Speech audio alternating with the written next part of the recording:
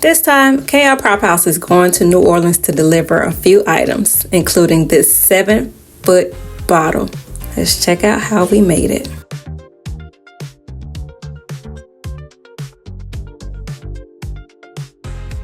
So honestly, you're getting a few gems here because this is something that I would share in my subscription page on YouTube or TikTok.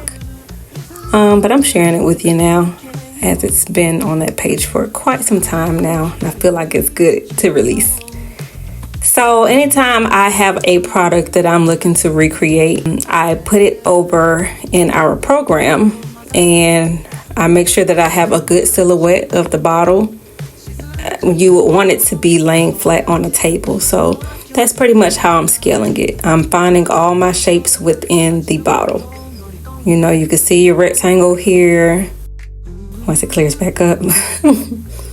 Yeah, I was going through some horrible camera issues.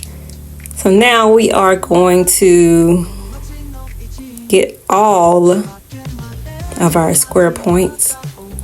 And you just want to see where the bottle aligns. You know, sometimes the picture may not come over as clearly, but you get the gist. You get where everything lies. And this helps me be able to scale the image up to the 7 feet that I'm needing. So it gives me the proper proportions, the width, the height to the T. See, this lets me know how big my print needs to be when it's time to get it printed. I know it looks like a lot right now, but you'll see once we start to cut. So you can see my top circle, the very top circle lets me know how big that it'll be. Of course, the piece is a circle, so I will have to even that circle out instead of it being a flat disc. It needs to be a proper circle, so I'll fix that later.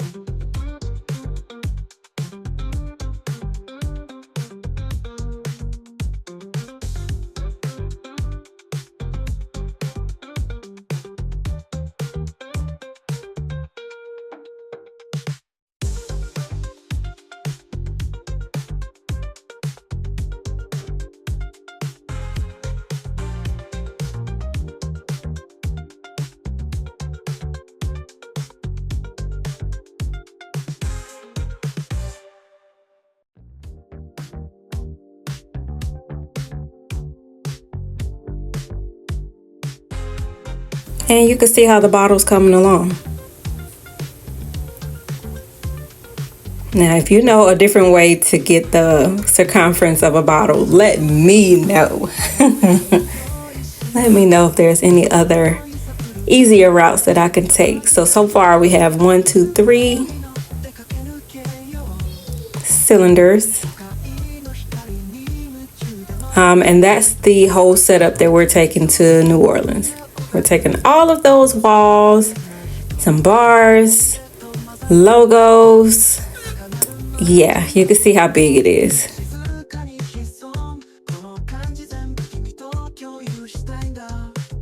Due to the time constraint, I was a little panicked, so I reached out to another professional to get it done. But the 2 pieces that he gave me a quote for was $2,300, and I think total overall, that's the amount that I charged for the total project.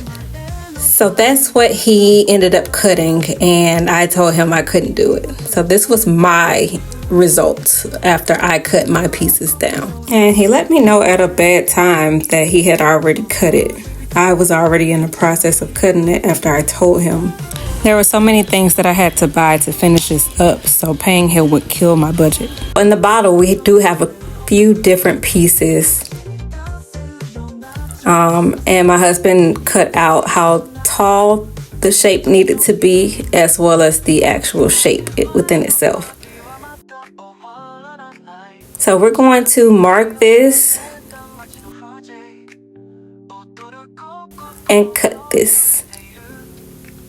It's marked. Now let's cut. And we have quite a few pieces to do like this. So we'll just speed through. As you can see, my camera is getting a little jumpy, but that's all right.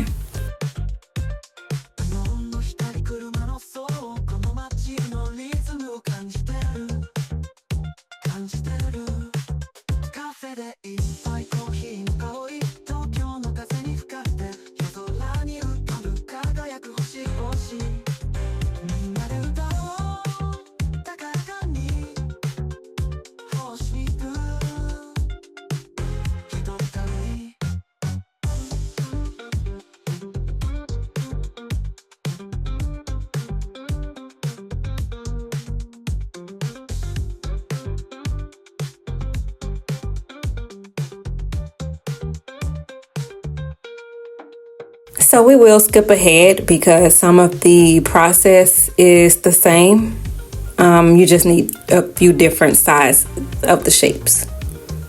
So you can see this is the very tip of the bottle, this part that the actual spray comes out of. So I've already drawn my circle.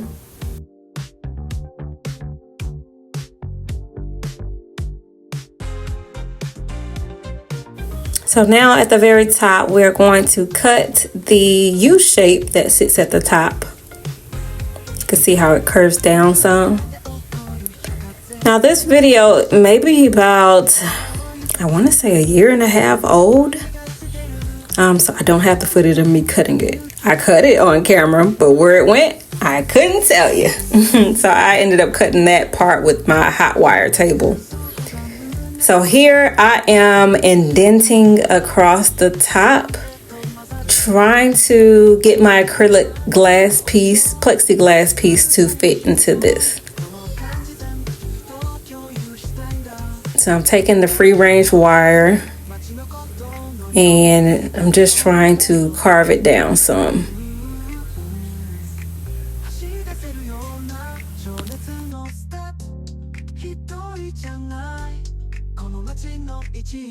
And sandpaper does wonders. That's what I ended up doing once I got it down. I ended up sanding it all the way down to the part that I needed.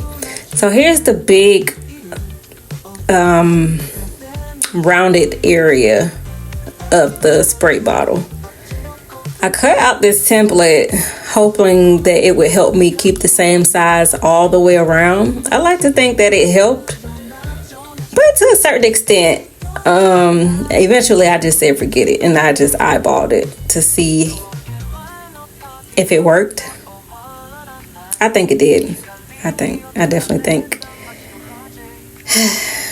my eyes were better than the template. Because there's no way to tell. The top has to touch as well as the bottom have to touch. And if you look at the video, the bottom of the template never touched. Well, you learn some, you live some, you learn some. That's the saying.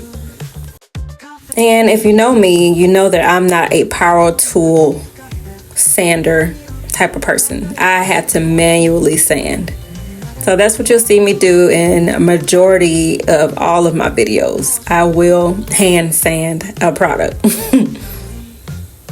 I think the power tool is just what it says it is. It's too much power.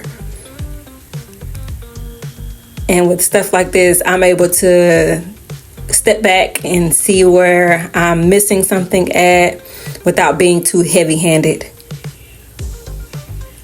Now, mind you, my husband loves those power tools, but myself, on top of all the vibrations, yeah, just give me the sandpaper or a sanding block.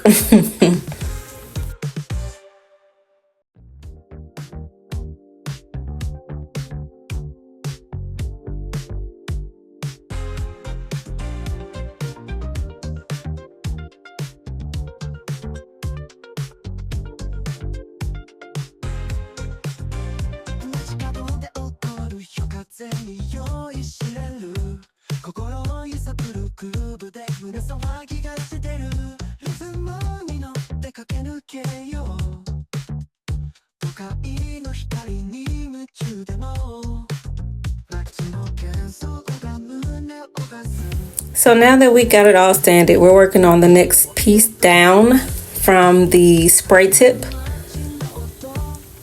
And it has all those little lines in it. I was trying to, recreate that. So at the top, I am creating a pie to create all those lines to go straight down.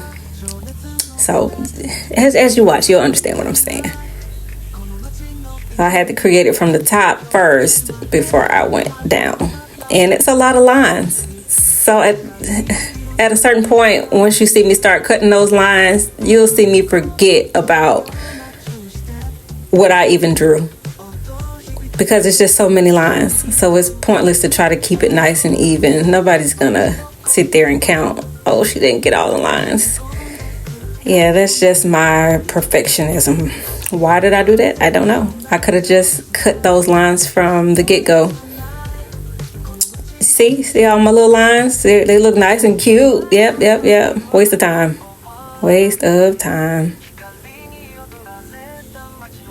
Yeah, I literally could have just did this from the get-go instead of drawing.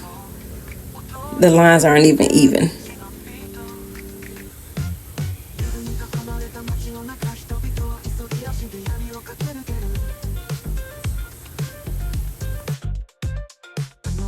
Yeah, you can see I start to go in between the lines that I drew. Can you see it there?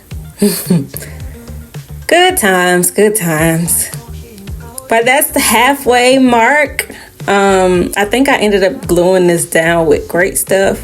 I think Great Stuff is a great adhesive. The only thing is, yep, I did. I glued it with Great Stuff. Only thing is, it expands, so you just have to be careful. You can see I have a cinder block right there on top. And then I'm just connecting the two pieces that you saw me sand. Well, you didn't see me cut the bottom piece, but you saw me sand down the top piece. And I'm just connecting the two. That's all I'm doing here.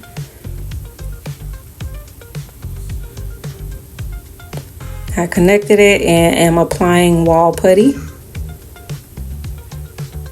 I'm trying to get it as smooth as possible. They did not get a hard coat, so I tried to put my own protective filming on there. I mean, yeah, it works. And I also epoxied the bottle once it was painted. I don't think I recorded that either, but you get what I'm saying.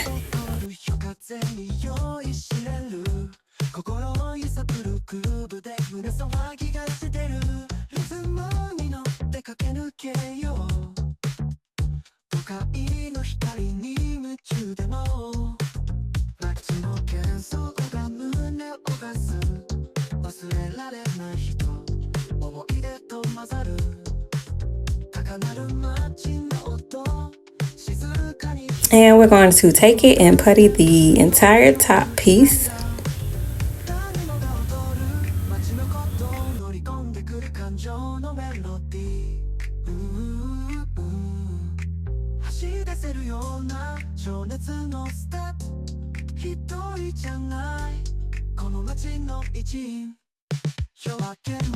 And that's the best part about that putty. Once it dries, it turns completely white.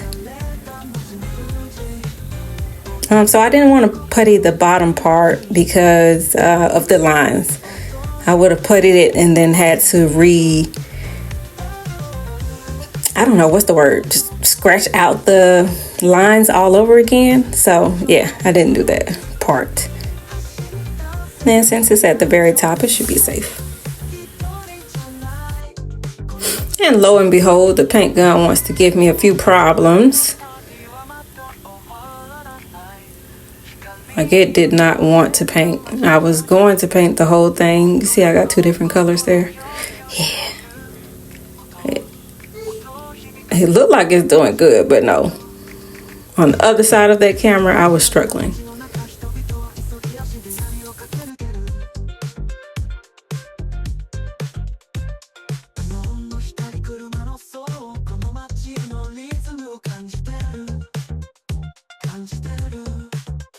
So here we have it, our big, huge print.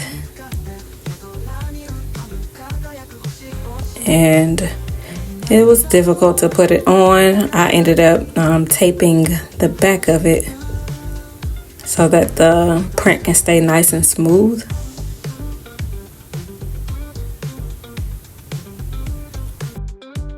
And the bottle was due, I had to say that maybe, I think I only had a day and a half to get this done. And my husband had to drive it to New Orleans. And you can see it there, as well as the booth setup that we did.